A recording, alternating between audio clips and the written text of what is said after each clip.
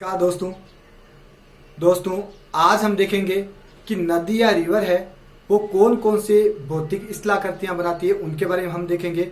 नदी बहती है और नदी कटाव के द्वारा या अपने जमाव के द्वारा कौन कौन से आकारों का निर्माण करती है, उनके बारे में हम देखेंगे। तो सबसे पहले हम देखते हैं कि नदी निकलती कहाँ से है। तो नदी पहाड़ों से निकलती है, पर्वतों से निकलती है, यानी जहां से नदी निकलती है उसको कहा जाता है नदी का उद्गम कहा जाता है। और जैसे कि वर्षा होती है बादलों के द्वारा, जैसे वर्षा होती है तो पहाड़ों से जल वो नीचे आता है और नीचे जब जल आता है तो पानी ऊपर से तेज गति से गिरता है। तो तेज गति से गिरने के कारण क्या होता है, अगर हिम गिरती है यानी बर्फ गिरती है, हिम गिरती है, तो तेज गति से अगर हिम गिरती है तो वो कहलाएगी हिम नदी। और हिम नदी अगर गिरेगी, हिमनंद अगर गिरेगा तो किसका निर्माण करवाएगा, तो वो करवाता है यू आकार की घाटी का। तो यू आकार की घाटी का निर्माण किसके द्वारा किया जाता है, तो यू आकार की घाटी का निर्माण है, क्योंकि बर्फ है वो इस प्रकार कभी इधर कभी इधर कभी इधर इस प्रकार गिरती है, तो यू आकार की घाटी का निर्माण करती है। सीधा सा एग्जाम में प्रश्न आता है कि यू आकार की घाटी का निर्माण कौन करता है, नदी करती है, पवन करती है, या वर्षा के द्वारा किया जाता है, या हिमनद के द्वारा किया जाता है। तो वो है हिमनद या हिम नदी के द्वारा यू आकार की घाटी का निर्माण किया जाता है। जबकि नदी के द्वारा किसका निर्माण किया जाता है, नदी अपने उद्गम क्षेत्र पर, यानी नदी जहां से निकलती है उस क्षेत्र पे नदी है वो वी आकार की घाटी का निर्माण करती है।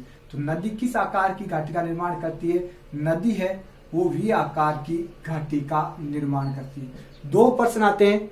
पहला, हिम नदी उद्गम क्षेत्र पे किसका निर्माण करती है, यू आकार की घाटी का निर्माण करती है, जबकि नदी उद्गम क्षेत्र पे किसका निर्माण करती है, वी आकार की घाटी का निर्माण करती है। अब हम आगे देखते हैं। नदी अपने उद्गम क्षेत्र पे इस प्रकार वी आकार की घाटी का निर्माण करती है। उसके बाद क्या होता है, जैसे कठोर चट्टान आ गई, कठोर चट्टान के बाद मुलायम चट्टान आती है, वो तो बहकर कहीं दूर चली जाती है, और उसके बाद में आगे वाला भाग है वो इस प्रकार नीचे हो जाता है।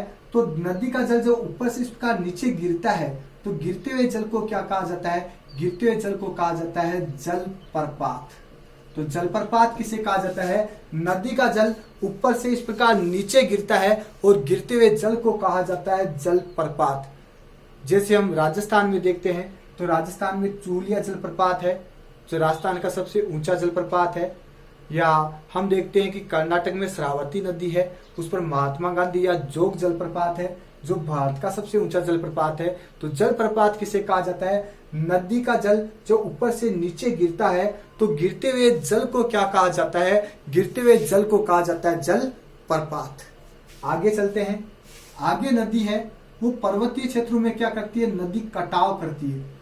पर्वतीय क्षेत्रों में नदी तेज गति से बहती है और इस कारण से मिट्टी का कटाव करती है, और पर्वतीय क्षेत्रों में बड़े बड़े पत्थर होते हैं।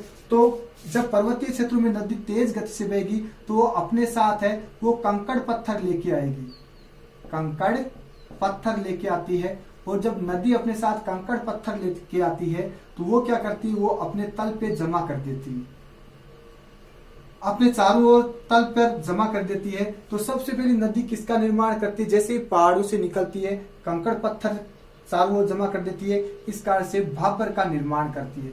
और ये जो भाबर किसे कहते हैं, एग्जाम में सीधा सा प्रश्न आता है, तो भाबर कहा जाता है कंकड़ पत्थर वाले मैदानी प्रदेश को हम क्या बोलते हैं, भाबर कहते हैं। भाबर की जो चौड़ाई है वो 8 से 16 किलोमीटर तक होती है।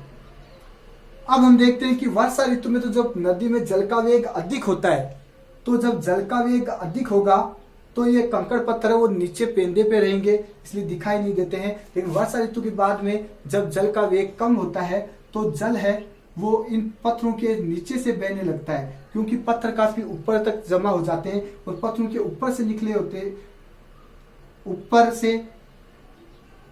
पत्थर आ जाते हैं और पत्थरों के अंदर से जल बहने शुरू हो जाता है। तो उसके बाद में क्या होता है, ये भाग दिखाई नहीं देता है, इसलिए हम इसे शुष्क घाटी भी कहते हैं। तो शुष्क घाटी किसे कहा जाता है, भाबर वाला वह क्षेत्र जो वर्षा ऋतु के बाद में जल उसके नीचे से बहता है, पत्थरों के नीचे से ऊपर जल नहीं दिखाई देता है, तो उस भाग को हम कहते हैं शुष्क घाटी। तो 3 प्रश्न हमारे तैयार हो गए।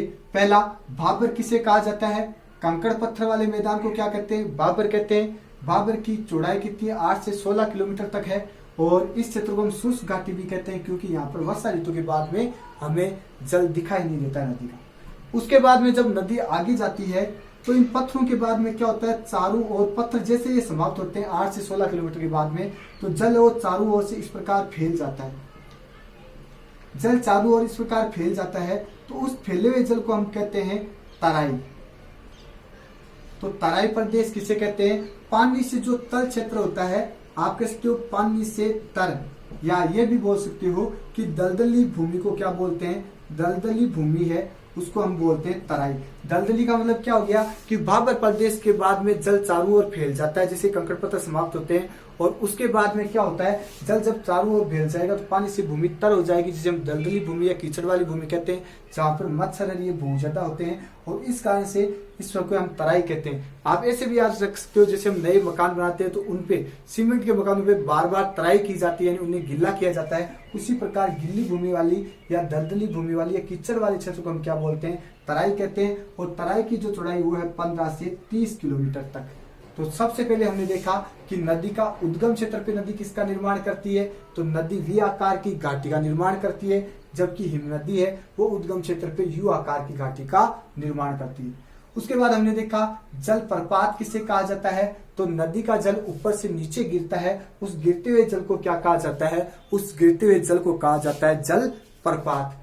फिर हम आगे देखते हैं कि नदी जैसे पर्वतीय भागों से मैदानी भागों में प्रवेश करने वाली होती है, तो भाबर के मैदान का निर्माण करती है। भाबर सबसे पहले, अगर हिमालय प्रदेश के अंदर हम देखते हैं, सबसे पहले भाबर आता है, उसके बाद तराई आता है।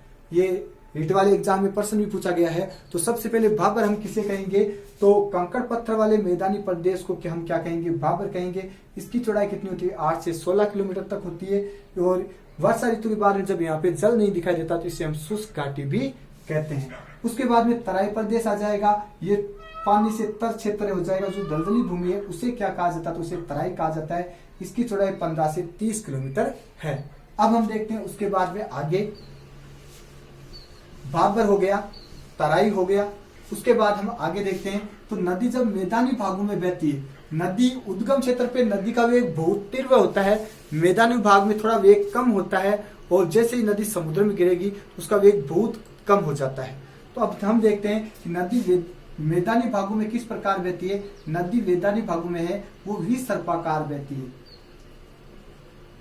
वी सर्पाकार। वी सर्पाकार का मतलब जैसे सांप चलता है वो टेढ़ा मेढ़ा चलता है, उसी प्रकार मैदानी भाग में नदी है वो वी सर्पाकार में बहती है। नदी सामने से मिट्टी का कटाव करती है और पीछे मिट्टी इकट्ठी करती रहती है। जब नदी सामने मिट्टी का कटाव करेगी और पीछे मिट्टी इकट्ठा करेगी, तो इस क्षेत्र में यहाँ पे मिट्टी इकट्ठी हो जाएगी, और इधर क्या होगा, थोड़ा बहुत पानी आ जाएगा, जिससे गोखुर झील का निर्माण होता है। तो गोखुर झील का निर्माण नदी कहाँ पे करती है, गोखुर झील का नदी निर्माण है नदी वो मैदानी भागों में करती है। मैदानी भागों में नदी वी सर्पाकार में बहती है। और उसके बाद में हम आगे देखते हैं कि नदी जैसे मैदानी भागों में आगे बढ़ती है, तो जो निचले जो मैदानी भाग है, यानी ये क्षेत्र, यहाँ वाला जो क्षेत्र है जहां पर नदी के बाढ़ का पानी पहुंच जाता है, उस क्षेत्र को हम बोलते हैं खादर।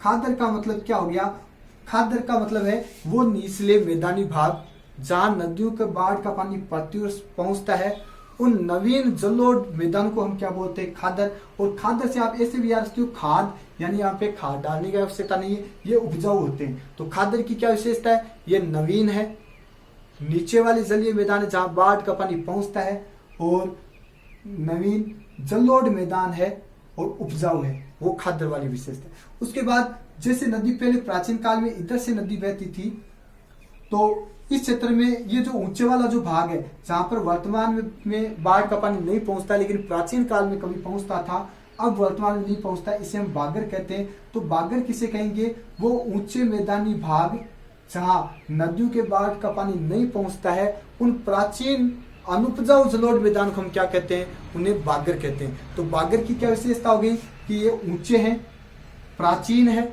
अनुपजाऊ है।